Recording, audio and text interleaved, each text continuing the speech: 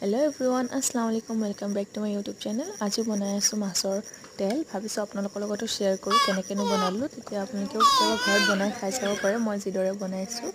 তো সেইটো কাৰণে লৈ লৈছোঁ অলপমান কেঁচা জলকীয়া, পিঁয়াজ আৰু দুটা কেঁচা বিলাহী আৰু লৈছোঁ অলপমান নহৰু পিচাই আছে। গোটেইখিনি মই ধুনীয়াকৈ কাটি লৈছোঁ, দেখা পাইছে নহৰুখিনি মই পিচি লৈছোঁ আৰু বাকী গোটেইখিনি সৰুকৈ কাটি লৈছোঁ। আৰু ইয়াত মই তেল গৰম কৰিছোঁ। তেল গৰম কৰি পেনখনতে অলপমান মই তেল দিলোঁ। তেল দি পেলাই দেখিছে যিখিনি কাটি থোৱা চব্জি আছিলে, পিঁয়াজ বিলাহী সেইখিনি দিলোঁ। দি পেলাই মই আধা ভাজা হোৱাৰ পিছতে মই তেলখিনিও দি দিলোঁ। তেলখিনিৰ পৰা আধা ভাজা হৈ যাব, তাতে মই নিমখ, হালধি, জলকীয়া, জিৰা নৰ্মেল যোনখিনি মছলা আমি ডেইলি ইউজ কৰোঁ সেইখিনি দিছোঁ। আৰু ভাজি হ'লেতো গম পাবই ন, তো এনেকৈ একদম চিম্পল বনাবলৈ কাৰণে। তো এইফালে আমাৰ মছলা দিয়াও হৈ গ'ল, ভাজিও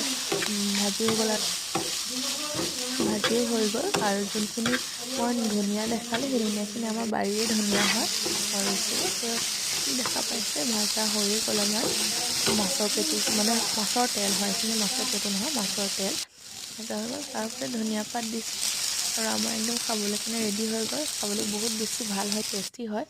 আপোনালোকেও কেতিয়াবা এনেকৈ ঘৰত বনাই খাই চাব। ভিডিঅ'টো যদিও ভাল লাগিলে লাইক, কমেণ্ট, শ্বেয়াৰ, ছাবস্ক্ৰাইব চব কৰি